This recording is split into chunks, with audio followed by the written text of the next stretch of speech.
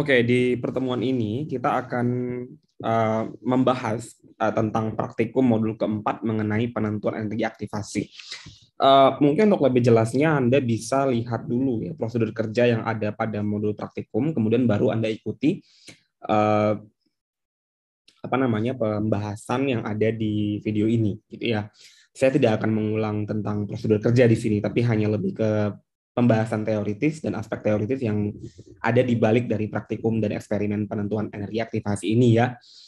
Baik, kalau kita bicara energi aktivasi, maka ini kaitannya dalam kinetika kimia. Sebetulnya di pertemuan sebelumnya kita sudah pernah singgung uh, bahwa yang dinamakan laju reaksi itu sesuatu yang diperoleh dari data percobaan. Artinya diperoleh secara eksperimen, kemudian eksperimen tersebut yang sudah kamu lakukan di percobaan sebelumnya, itu akan dihasilkan suatu data percobaan. Biasanya bentuknya dalam bentuk tabel gitu ya. Biasanya ada waktu dari reaksi. Gitu. Nah, laju reaksi itu sendiri sudah kamu buat juga hukum lajunya pada percobaan sebelumnya, di mana kamu mencari orde. Nah, artinya dari data percobaan ini kamu bisa tentukan hukum lajunya, di mana hukum laju itu komponennya adalah konstanta laju, kemudian ada orde. Nah, jadi ada konstanta sama orde. Nah, kalau orde sudah kamu pelajari di eksperimen sebelumnya, maka penentuan konstanta di sini sebagai fungsi daripada suhu. Jadi ingat ya, konstanta laju reaksi itu adalah fungsi suhu. Maksudnya bagaimana? Artinya, konstanta ini sangat bergantung pada suhu. Nah, artinya selama suatu percobaan dilakukan pada suhu yang tetap, misal 30 derajat Celcius, maka mau berapapun konsentrasinya, tetap konstantanya akan sama. Nah, tapi kalau seandainya dilakukan di suhu yang berbeda, maka konstantanya akan berubah. Jadi perubahan suhu akan mengubah konstanta laju reaksi. Nah, kalau konstanta laju itu berubah, otomatis lajunya akan berubah. Nah, jadi kalau konstanta laju itu berbanding lurus dengan laju reaksi. Jadi kalau konstantanya makin besar, maka lajunya juga akan makin cepat.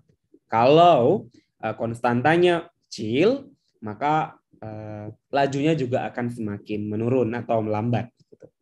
Nah, nanti dari fungsi suhu inilah lahir percobaan ini. Nah, di mana fungsi suhu dalam kinetika kimia dikaji secara khusus dalam persamaan Arrhenius yang dirumuskan oleh Arrhenius ya, Svante Arrhenius.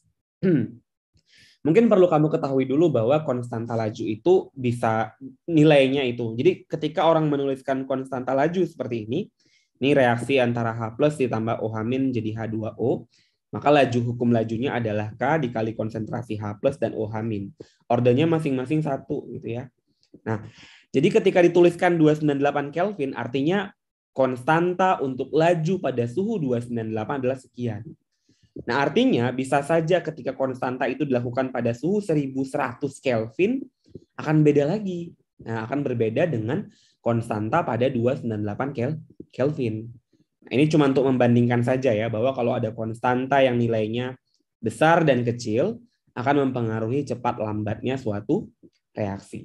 Dan kamu juga harus ingat, laju reaksi yang bisa diamati atau menentukan suatu laju reaksi itu adalah yang lambat. Jadi yang menentukan jalannya suatu reaksi itu adalah dilihat dari laju yang paling lambat.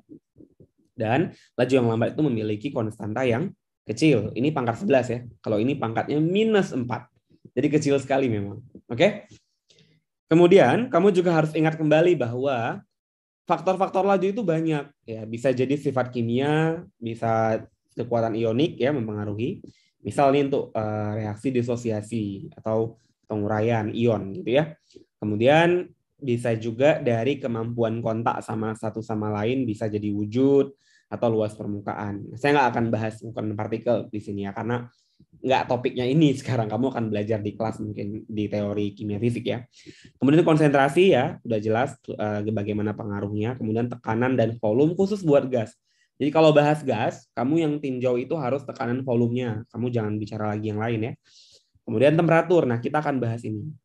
Dan terakhir kita bahas katalis. Nah, sebenarnya untuk membahas fungsi suhu nanti akan ngefek dia ke temperatur sama katalis. Tapi kita sekarang fokusnya di 4 ya, yang keempat, faktor temperatur karena kita lihat dari percobaan variasi temperatur. Di modul kamu kan nanti akan melakukan variasi ya, di mana variasi suhunya bisa dari suhu 50 sampai dengan suhu 30 ya. 45 kemudian 40 ya.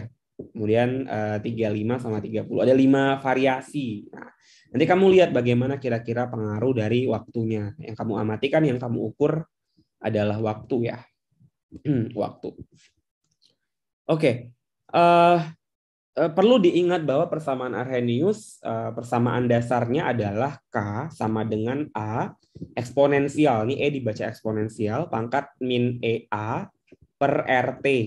Nah, jadi K, A sama dengan A eksponensial min EA per RT. Nah, kalau eksponensial ini di matematika mau diubah ke dalam bentuk non eksponensial, maka harus dijadikan learn. Nah, jadi biar jadi learn, maka jadinya semua dijadiin ln ya, logaritma natural. Maka otomatis ln K ya sama dengan, nah si A ini juga jadi logaritma, jadi ln ya gitu ya, kemudian A.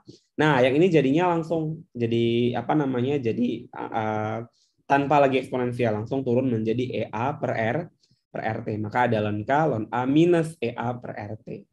Atau ada juga yang tulis gini, ln K sama dengan min EA per RT ditambah ln A.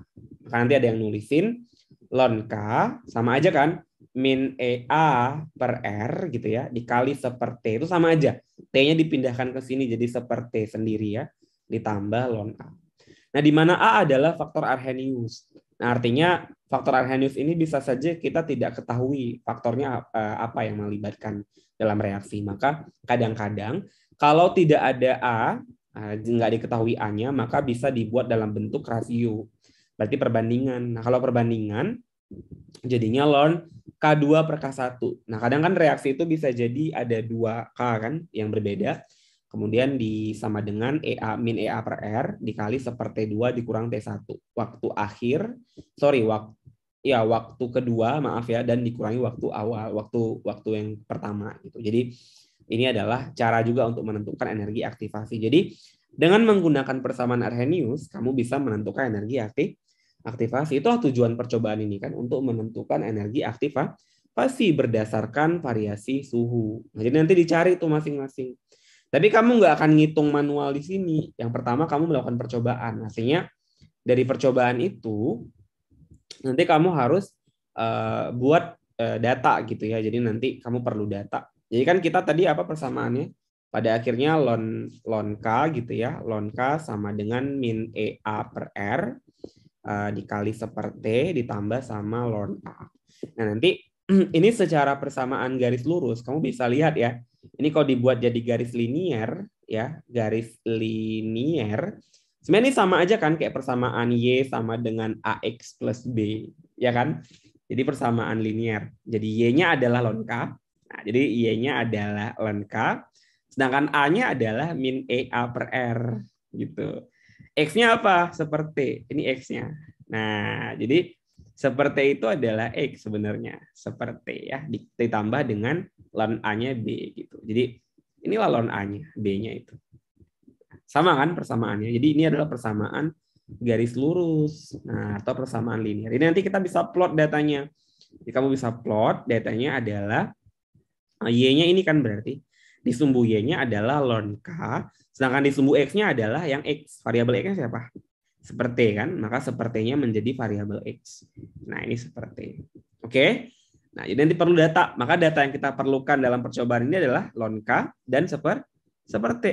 Kalau ini kamu dapatkan, kamu plot masing-masing, nanti kamu dapat garis lurus, ada 5 variasi suhu kan. Nah, kamu plot, nanti dapat tuh persamaannya, misalnya ya sekian, misalnya kayak misalnya Y sama dengan 0,01 X gitu ditambah dengan 0,25 misalnya.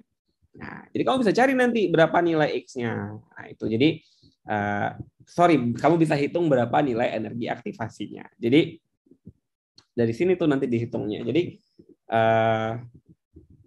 kan nanti dapat ya, berarti kan ini nilai EA per R-nya ya. Jadi kan otomatis ya dapat. Jadi ini kan sebenarnya sama aja dengan min EA per R 0,01 itu. Jadi langsung dibuat 0,01 sama dengan min EA per R.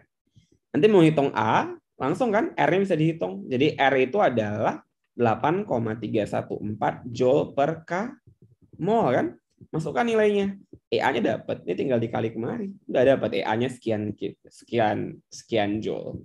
Gampang kan untuk menghitung energi aktivasi. Makanya nanti di percobaan kamu buat tuh eksperimennya kan. Jadi eksperimen kamu kan mencampurkan siapa? Na2S2O3 S2O3 apa namanya, natrium tiosulfat ya, sama HCl yang suhunya sama. Jadi misalnya suhu awalnya itu T awalnya kamu buat 50 degree Celcius gitu misalnya. Nanti kamu campur jadi suatu campuran. Yang campuran ini adalah gabungan dari Na2S2O3 ditambah HCl. Jadi kamu kasih garis di bawah di kertas sampai nanti warna kertasnya nggak bisa diamati, warna X-nya nggak bisa diamati lagi, ya, maka udah keruh warna larutannya, maka disitulah kamu hentikan stopwatch. Kamu lihat T-nya berapa sekon atau berapa menit, gitu. Kamu hitung, ya. Nah nanti dari sini kamu buat data. Nah, ini kalau suhu 50, kamu ulang suhu 45 gimana suhunya sekian. Jadi kamu panasin dulu si HCl sama Na2S2O3-nya. Nah, kamu record datanya. Jadi kamu buat di sini T awalnya berapa, kemudian T akhirnya saat dia saat kamu matikan. Jadi T awal ini suhu yang awal kamu campur, suhu akhir ini adalah suhu saat kamu hentikan stopwatch. Saat hentikan stopwatch. Nah, nanti T rata-rata ini kamu T awal kamu tambah sama T akhir, kamu bagi 2. Itulah T rata-rata. Kemudian nanti kamu buat di sini sepertinya T rata-rata kan, nanti kamu buat T dalam Kelvin. T dalam Kelvin, terus kamu hitung sepertinya berapa. Nanti waktunya juga kamu catat. Nah, dalam menit boleh, terserah.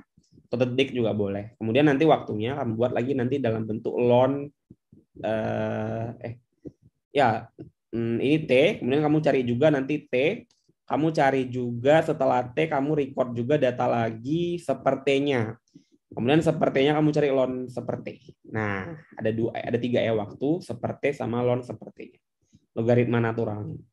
Nah, nanti yang kita perlukan datanya ini dan ini. Karena ln seperti itu setara dengan laju reaksi, dengan V.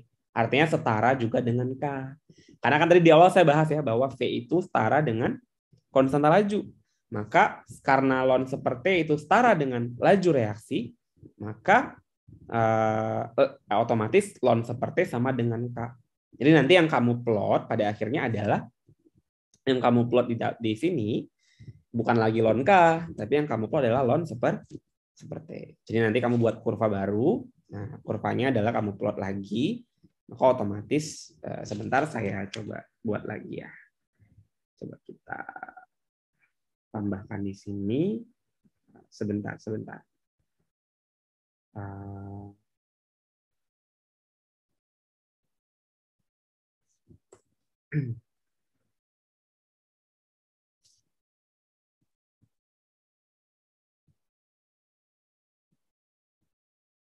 Nah, jadi nanti kamu buat lagi nih bahwa di sini kita buat lagi yang kita plot pada akhirnya adalah ln seperti T kecil ya, ingat ya, ini waktu. T kecil itu adalah waktu terhadap seperti. Nah, nanti dapat persamaannya.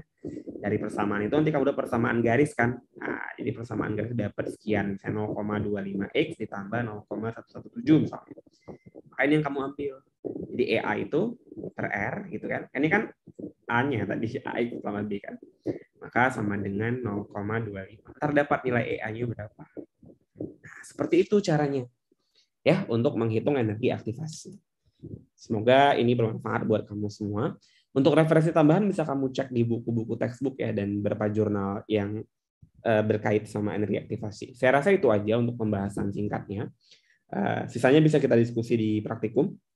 Sekian, Assalamualaikum warahmatullahi wabarakatuh.